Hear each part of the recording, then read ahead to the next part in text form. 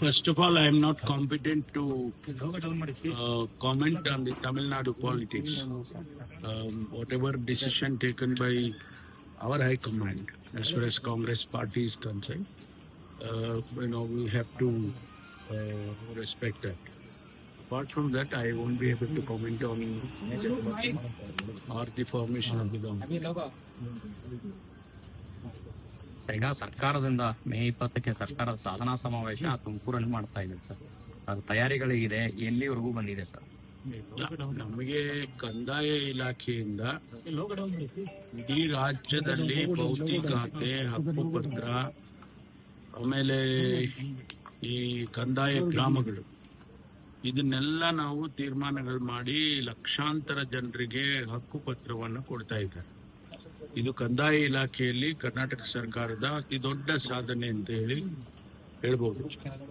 ಅದರ ಮುಂದುವರಿದ ಭಾಗ ತುಮಕೂರಿನಲ್ಲಿ ಸುಮಾರು 1,40,000 ಜನರಿಗೆ ನಾವು ಈಗ ಹಕ್ಕುಪತ್ರಗಳನ್ನ ಕೊಡ್ತಕ್ಕಂಥ ಕಾರ್ಯಕ್ರಮವನ್ನ ಮಾಡ್ಕೊಂಡಿದ್ದೆವು. ಅದು ನಮಗೆ ಈ 3 ವರ್ಷ ಕಂಪ್ಲೀಟ್ ಆಗ್ತಾ ಇದೆ ಅನ್ನುವಂಥದ್ದು ಕಲ್ಪನೆ ಕೂಡ ಇರಲಿಲ್ಲ. ಯಾವಾಗ ನಮಗೆ 20ನೇ ತಾರೀಕು ಡೇಟನ್ನ ಮುಖ್ಯಮಂತ್ರಿಗಳ ಕಚೇರಿ ಕೊಟ್ಟ ಮೇಲೆ ನಮಗೆ ಅದು ಸಿಂಕ್ರೊನೈಸ್ ಆಗ್ಬಿಡ್ತು.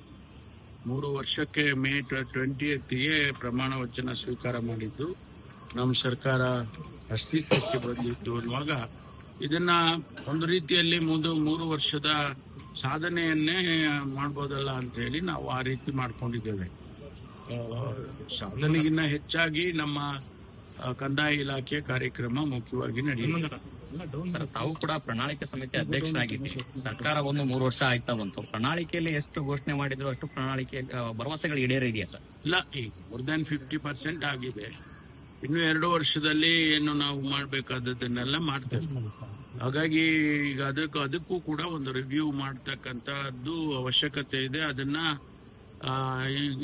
ಈಗ ಸದ್ಯದಲ್ಲೇ ಮಾಡ್ತೀವಿ.